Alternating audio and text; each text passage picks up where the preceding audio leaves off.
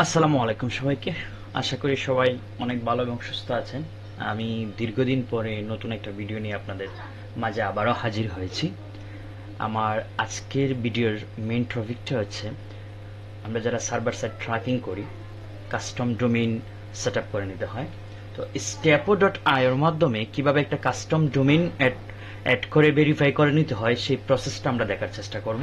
অনেক যারা প্র্যাকটিস পারপসে করছেন, যারা কাজ করেন তো জানেনই, যারা প্র্যাকটিস পারপসে আছেন তাদের হয়তো অনেকেরই প্রবলেম হয় যে কিভাবে করতে হয়, তো বুঝতে পারেন না আর কি।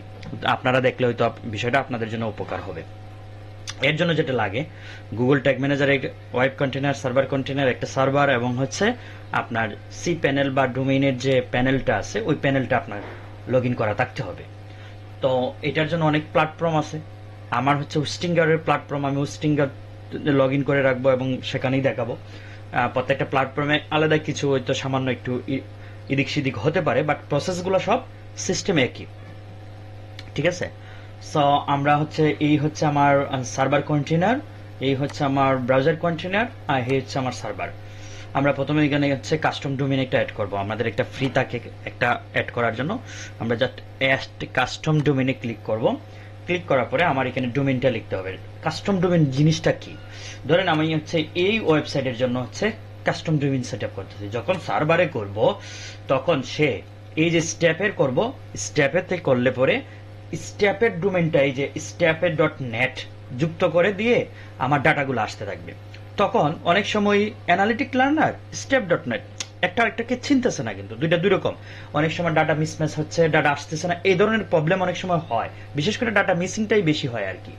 ওই জন্য মেইন ডোমেনের সাথে আগে কিছু একটা যোগ করে কাস্টম ডোমেন করা যায় আর কি। যেমন ধরেন হচ্ছে আমার মেইন ডোমেন হচ্ছে এটা, আমি জাস্ট এটার আগে অ্যাড করে দিলাম কাফি, অ্যাড করে দিলাম ধরেন কাফি ডট। এই যে আমি যুক্ত করছি শুধু কিন্তু এই কাফিটুকুকে, কাফি ডটকে। বাকিটুকু অংশ কিন্তু আমার অলরেডি ডোমেনে আছে, রুট ডোমেনে আছে। তখন সে চিনতে পারে, ও আচ্ছা এটা তো অ্যানালিটিক লার্নারের একটা অংশ। সো তখন তারা ডাটা পাস করতে ইজি করে আর কি, ডাটার মিসম্যাচ হয় না।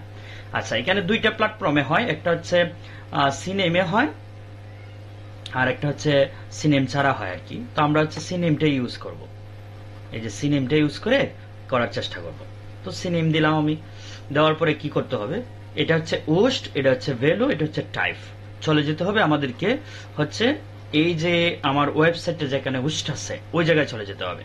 সো আমি চলে আসছি এখানে। এই হচ্ছে আমার ওয়েবসাইট, এই analyticlearner.com। এটা আমি আমার হোস্টিং এর যে অ্যাডমিন প্যানেলটা, এই প্যানেলটাতে আছে এখন, এবং এখান থেকে ডিএনএস নেম সার্ভার যেটা, ওই জায়গায় আসলে পরে আপনার এই টাইপটা আসবে আর কি। তো টাইপটা কি? টাইপটা হচ্ছে সি নেম। তারপর হচ্ছে নেমে হচ্ছে উস্ট। উস্ট কোথায় আছে আমরা দেখি, এই যে উস্ট হচ্ছে এটা। তাহলে উস্টটাকে আমরা কপি করব, কপি করে এনে এই জায়গায় উস্টটা বসাই দেব। তারপরে কি আছে, ভ্যালু আছে, ভ্যালুটাকে কপি করব, দেন ভ্যালুটাকে টার্গেটে বসাই দেব। অ্যান্ড ফাইনালি হচ্ছে এটাকে আমরা কি করব, অ্যাড রেকর্ডে যুক্ত করে দেব। ওকে ফাইন, যুক্ত করলাম। আমরা এখন এখানে চলে আসব। এসে হচ্ছে এই যে ডোমেইনটা নিলাম, আমরা এই ডোমেইনটাকে আমরা কপি করব। ঠিক আছে, এই কপি করলাম। কপি করে একটু দেখি নেই, হয় নাই, সময় নেবে আর কি। এটাকে এখন আমরা জাস্ট এই সার্ভারে আসব, অ্যাডমিনে আসব। অ্যাডমিনে এসে হচ্ছে এই কন্টেনার সেটিং এ যাব। কন্টেনার সেটিং থেকে আমাদের যে আগের হচ্ছে যে ইউআরএলটা ছিল stapo.io, ওই ইউআরএলটা সরাই আমরা এই নিউ ইউআরএলটা দিয়ে দেব। এটা সরাই দিলাম, দেন সেভ। এবং হচ্ছে ব্রাউজার ওয়েব কন্টেনারে গিয়ে আমাদের এখানে যে ইউআরএলটা ছিল সেই ইউআরএলটাকেও আমরা মাইনাস করে দেন এটাকে সেভ করে দেব। এখন এই জায়গায় আমরা একটু ভেরিফাইতে ক্লিক করব, দেন এটাকে সাবমিট দেব, এইটাকেও একটা সাবমিট দেব।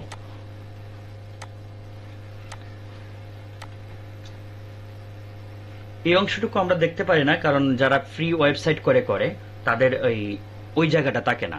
সি প্যানেলের বা ডোমেইন প্যানেলের যে অ্যাডমিন প্যানেলটা, ওই জায়গাটা থাকে না আর কি। এই যে কারণে অনেক পি সাইটের জন্য দেখা যায় না। যাই হোক, এটা একটু সময় লাগে, এমন না যে হুট করে হয়ে যায়, একটু সময় দিতে হয় আর কি। এখানে ভেরিফাইং, এই যে রেডি, একটু সময়ের ভিতরে হয়ে গেছে, এই যে দেখেন রেডি হয়ে গেছে। মানে রেডি হলে পরেই আপনার কাজ কমপ্লিট। দেন হচ্ছে আমরা এটাকে প্রিভিউ দেব, এটাকেও প্রিভিউ দেব, তবেই বুঝতে পারবো যে ডাটা যাচ্ছে কিনা। একটু ওয়েট, আগে হচ্ছে এটাকে প্রিভিউ করে দেই।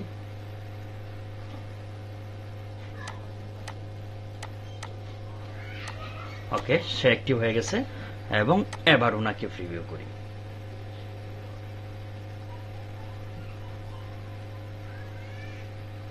এবার হয়ে যাবে, ডান হয়ে গেছে। এখন আমরা ওয়েবসাইটে যাই, ওয়েবসাইটে গিয়ে হচ্ছে ভিজিট করি, ভিজিট করে হচ্ছে একটা অ্যাকশন নেই। ধরেন হচ্ছে আমি একটু ক্লিক করলাম অ্যাবাউটে, অ্যাবাউটে ক্লিক করছি, এখানে দেখি আমরা হচ্ছে এই যে পেজ ভিউ আসছে, তার মানে ডাটা যাচ্ছে। রিকোয়েস্টে যদি দেখি পাস হচ্ছে, ঠিক আছে।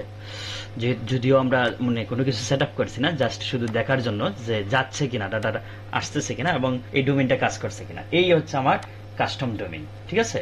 আর আমার এই হচ্ছে আমার মেইন ডোমেইন ছিল আর কি। আমি শুধু কাপিটা যুক্ত করে দিছি, দেন এটা কাস্টম ডোমেইন হয়ে গেছে, এবং stepo.i এর মধ্যে ভেরিফাইং ছিল, সেখানে রেডি হয়ে গেছে। এখন আমার কাস্টম ডোমেইন সেটআপ কমপ্লিট। এভাবেই হচ্ছে এটা কাস্টম ডোমেইন সেটআপ করতে হয় আর কি, stepo.i এর মাধ্যমে।